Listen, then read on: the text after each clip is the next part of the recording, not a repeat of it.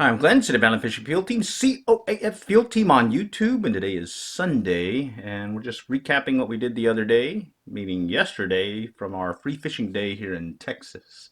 And this round we're calling it Kayak Fishing Going Light. And why we say that? Because, well, yesterday was a free fishing day, but unfortunately it was hit or miss with a little bit of the rains and whatnot. So it rained in the morning, then it picked up a little bit more in the morning, and then it stopped, and then we had a little break where we could be able to take advantage of the action, or at least that break in the weather, and then it rained again. So what we're saying this round is to go light, and the intent there was basically to go with the kayak, since the bank fishing would be kind of clobbered a little bit, and well, I was going alone and didn't want to just load up the truck and spend a lot of time loading up things. So I just wanted to go fast in case the rain kicked up or stopped, and wanted to try it. And so I went with a kayak, a little Zebco slingshot, and went with shad for bait. Nothing fancy, just light tackle basically. The things that did have to watch for was the weather.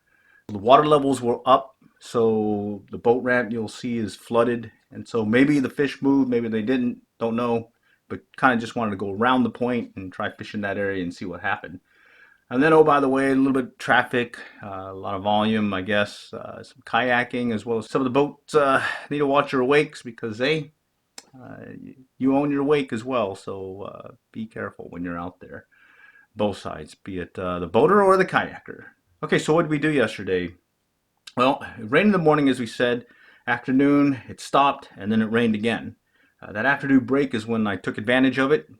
Put the kayak in the little pickup and went light. Had the Zebco, had the shad, and the kayak, and was able to load it basically in, well, I can do it fast when I'm going light, less than 3 minutes easily. And sure enough, I was back at the boat ramp over there at Highland Park, and the water was high, and there was a lot of folks there, but able to get in there quick, as well as take advantage of the boat ramp and being able to catch at least some shad. Actually, they were pretty good sized shad for what we normally been catching. And then, well, my mojo was off. Not sure what was happening. Basically, I got one white bass, and then had some really good hits. Just couldn't seal the deal. When I went to go set the hook, I could feel them tugging, pulling, but oh, by the way, they got off.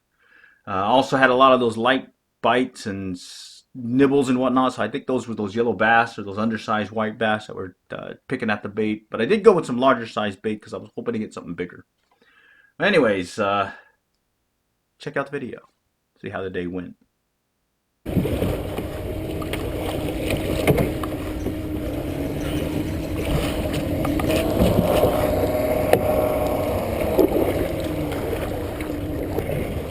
All right, here we go. Let's see what we got hiding on the other side. Not as windy as the other day, and we were expecting some rain possibly, but looks like we avoided that. So good news there. So let's see if we can go around the point and do some lazy man fishing. All right, water level is pretty high. It's all the way up to the top of the boat ramp. Normally give it up, I think it's like 8-9 feet above. So definitely got some water here. And all we're gonna do is just kind of do some cut bait with some of these shad that we caught at the boat ramp. Some good, nice size shad. Check it out. Let's see, right here. It's a nice size shad there. So, see what happens. See if we can catch a fish or two here.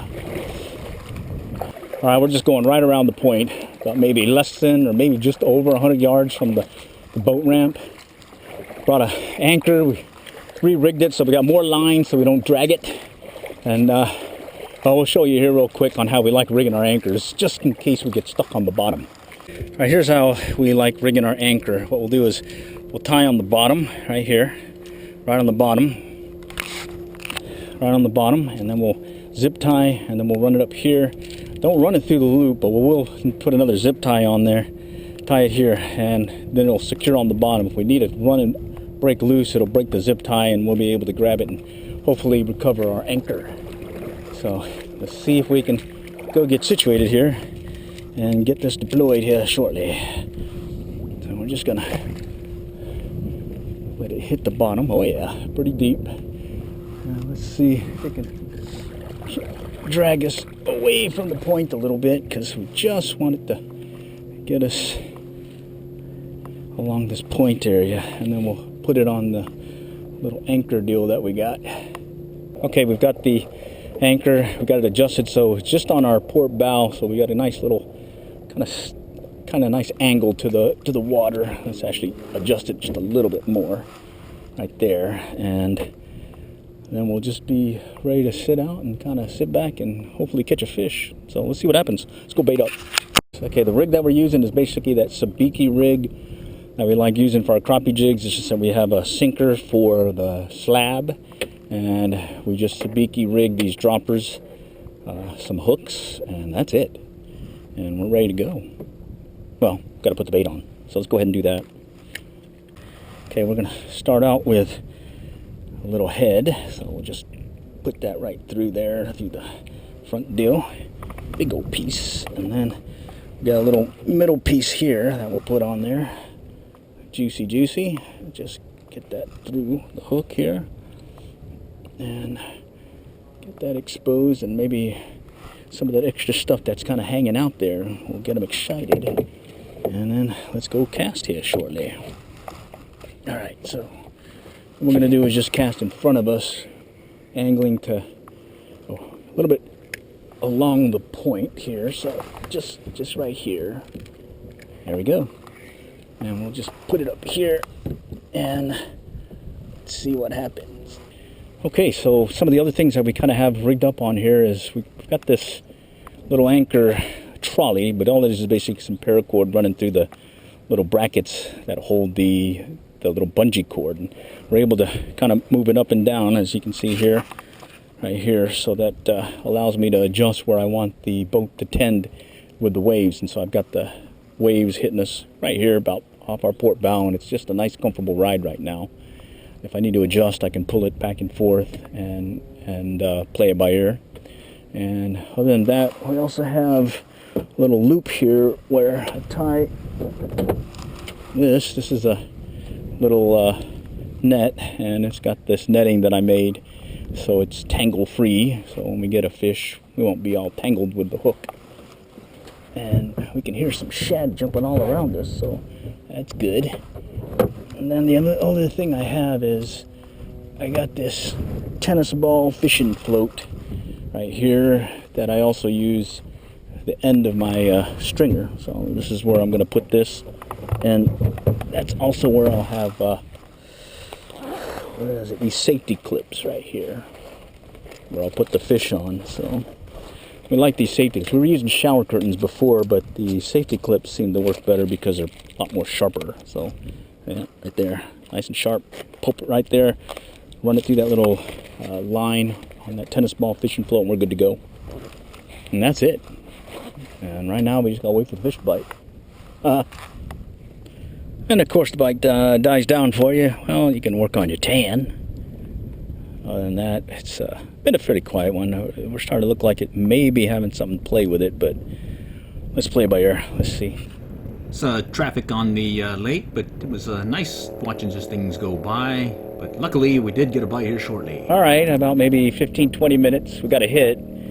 Didn't pick it up. We're gonna just kind of let them eat it and see what happens. We got two big baits on there, so hey, let's see what happens.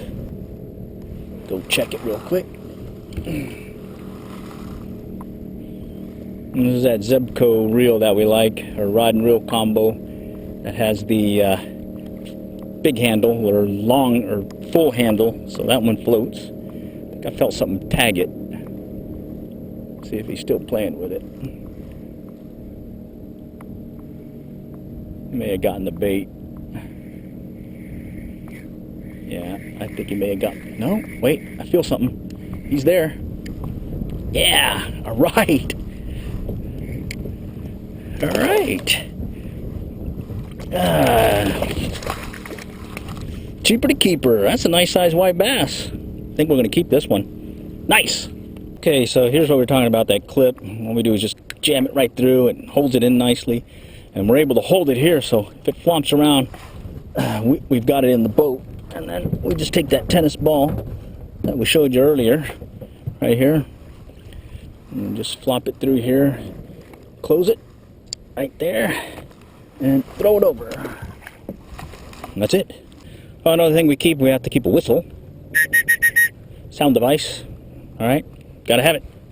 The kayak gloves, we mainly hold them or put them on because, well, we're going to grab the fish and it's easier to hold the fish. But it also helps with not getting blisters when you're doing a lot of paddling. But today, not much paddling today. We're just going to set the anchor, throw some more bait out there, use the shed that we caught earlier, and hey, let's see if we get another one of these white bass. Okay, we got the one bait on.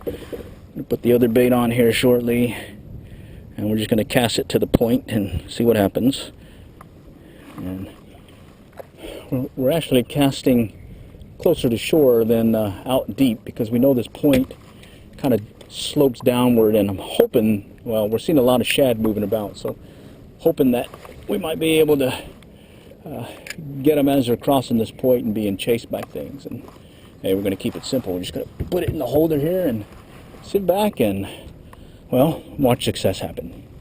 All right, got a slight tap on it. Can't tell if he's still on there or not. Yeah, let's bring it in just in case.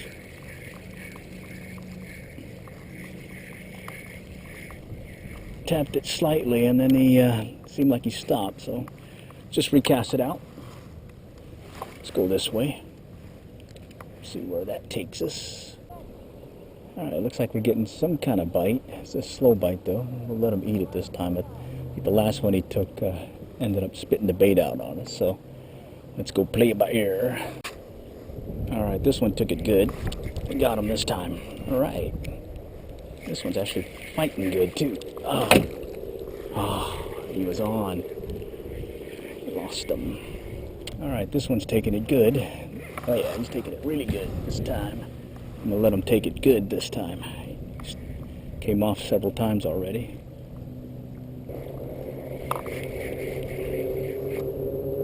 Now, came off again. Something's hitting it. It's do-over.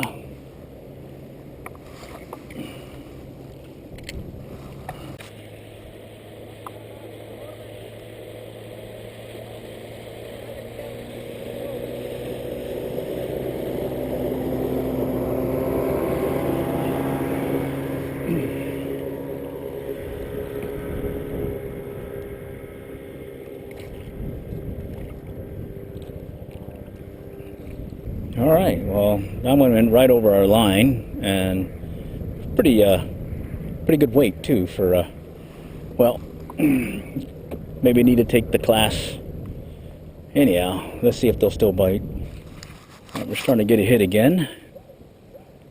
Just gotta let it play it by ear, and let's see if let's see if they'll hook themselves.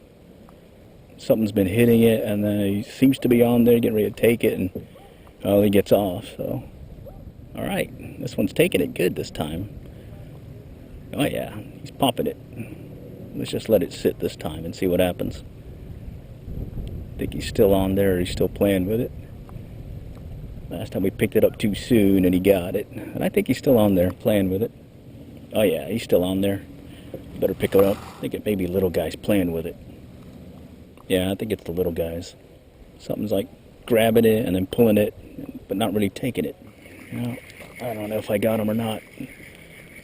Just barely felt it. Yeah, it must be little guys. Looks like we got some rain clouds out in the distance over here, way out there, and we're also getting a hit. So we reposition ourselves a little closer to the trees, but we're still fishing that spot that we had earlier. They seem to be tending right around this area here, where it kind of slopes a little bit. So maybe we might get something big this time. All right, we're getting a good hit here. See if we can get them this time. Playing with it. I think it's those little guys. Yeah, I think it's those little guys. Let's go in. Let's let him hook himself. Still playing with it. Got him that time. Got him. Yeah, I got him that time. I had him. We're gonna call it quits. Ended up breaking off. Only got this one guy. It's a nice size looking one too, but I think we're going to let him go because, well, only one, so hey, let's let him go. So in the end, we did find the fish, or at least where the fish were biting over there off the point. Shad was good, that helped. Having that Zebco going light, slingshot, basically one rod, the shad, and the kayak made for an easy, quick trip. The other piece was, and this is the big takeaway, was going preloaded, or at least pre-rigged. So what I did was I preloaded the kayak and I kind of keep it in the garage ready to go. And in there, there's always the paddles, a landing net, the anchor, as well as the anchor trolley that's along the side of the kayak.